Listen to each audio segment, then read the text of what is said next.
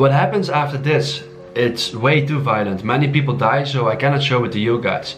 But I was watching this movie last week for the first time, and it is about the Democratic Uprising that happened in Gwangju in May 1980. So after watching this movie, I was super shocked, and I was also a little bit surprised that I didn't know much about this particular part of Korean history. So that made me curious. It made me curious about Gwangju, and today it is exactly 39 years ago that this event happened. So I thought it's a good moment and it's a good day to go there and see what the city has become after all those years.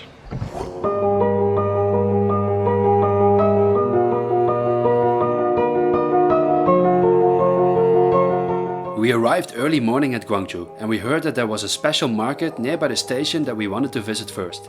I was already disappointed because of the rain, and many market shops were still closed. A bad beginning of the day, you would think. But there was something typical about this place. This market definitely kept up with the time, but it also kept its originality and history. It was not hard to imagine the earlier days. And if the market already gave me this feeling, then the rest of Gwangju was also very promising. From here on, I was grabbed by every minute staying in this city. It's a really special market because it's a mixture between the really young merchants and very old merchants. And if you look at the ground, for example here, you can see the year 1982. That means that this shop is from 1982.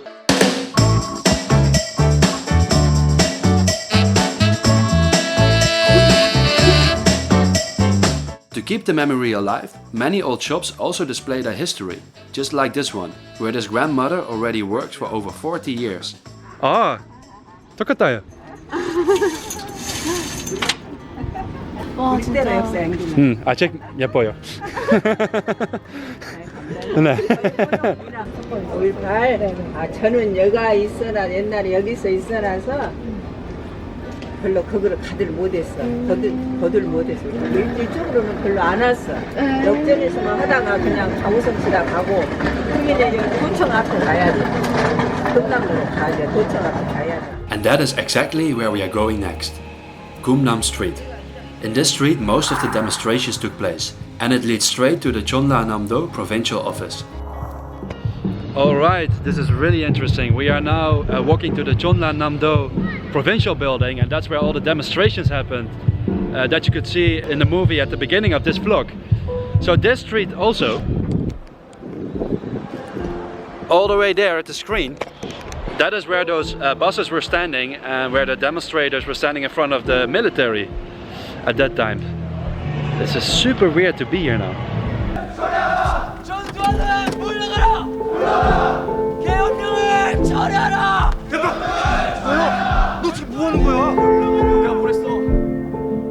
So we now walked a little bit further to the Democracy Square, and what you see behind me is where I was just standing. So this is the other side. This is where the military were standing, and on that side were the demonstrators. So here you also see a clock. And it's also an interesting story behind the clock, because this clock used to be there during the demonstrations all the time. And somebody said that only this clock knows. And after that was said, the military removed the clock from this place and hid it somewhere else. Until, I believe it was 2005, they took the clock back. They put it back to this place, and that was like a sign of freedom and, you know, at the beginning of democracy in Korea.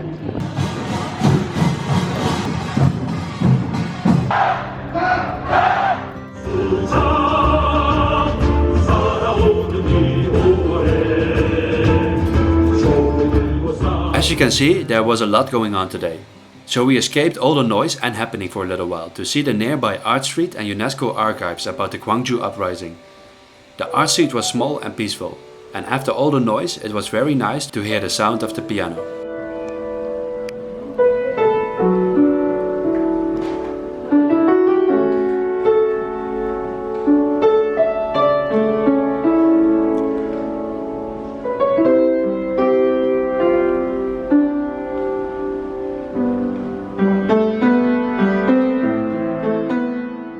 After the impressive archives, we will visit the ACC, Asia Culture Center, that is located in and around the old Jeonnam-do provincial office. It was amazing to see modern architecture with so much respect for the past of this location.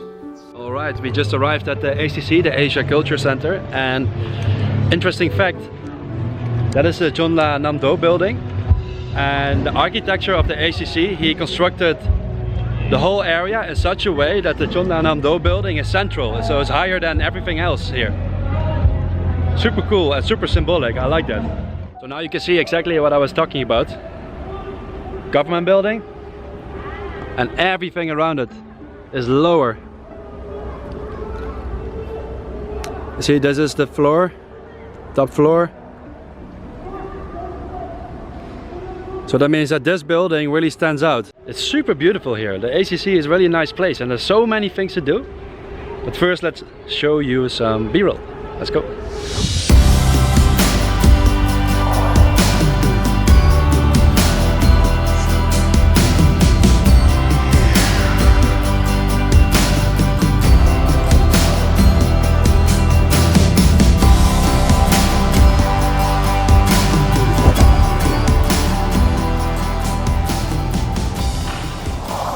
The ACC opened the former Chonla Namdo government office, so that is where we are going next.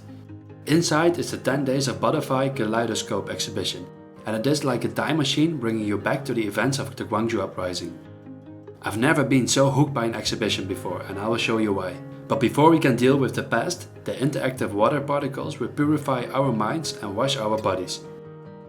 We soon follow the citizens on May 16 on their way to the fountain for the first peaceful demonstrations. They demand democracy and lit their torches to show their emotions.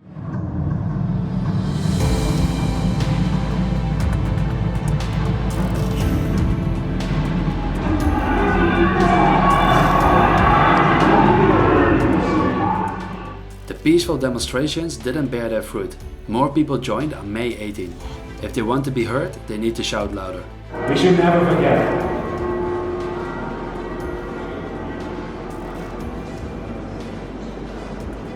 Wow. Human rights is democracy. On Tuesday 20, after many people witnessed the military's brutality, they marched again to the fountain, this time with around 200 taxis and buses. There was a tense confrontations between citizens and paratroopers.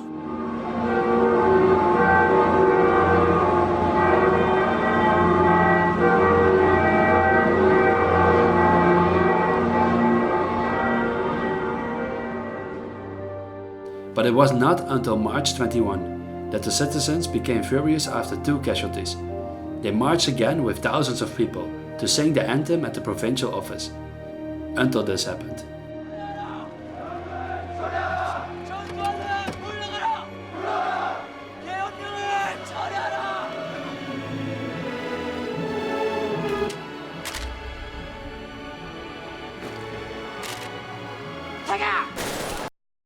We should never forget. It was an impressive exhibition and I was literally dragged into the past. We ended up in the government office where the citizens had their last struggle. From here you can look over the Democracy Square, the clock and the street where those thousands of people have been demonstrating. For me as a foreigner it was really interesting, and to me it symbolizes the struggles that people had all over the world. I suddenly thought about the citizens I met inside North Korea. The ACC did a really good job to keep the May spirit alive. They even held a traditional concert to celebrate the 39th anniversary of the May 18 Democratic Uprising, and I was surprised to see many young people interested. But there's one more place for us to visit, the mother of Gwangju.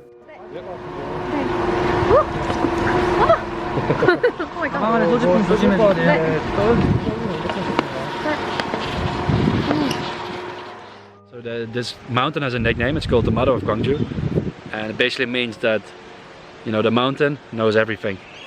They're watching on the top. Yeah. Over the over city. Gwangju. They are watching over Gwangju.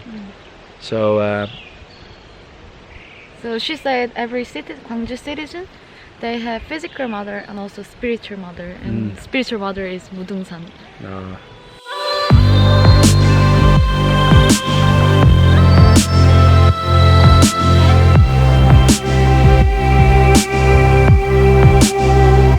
Wow, it's super high. Wow, look at this.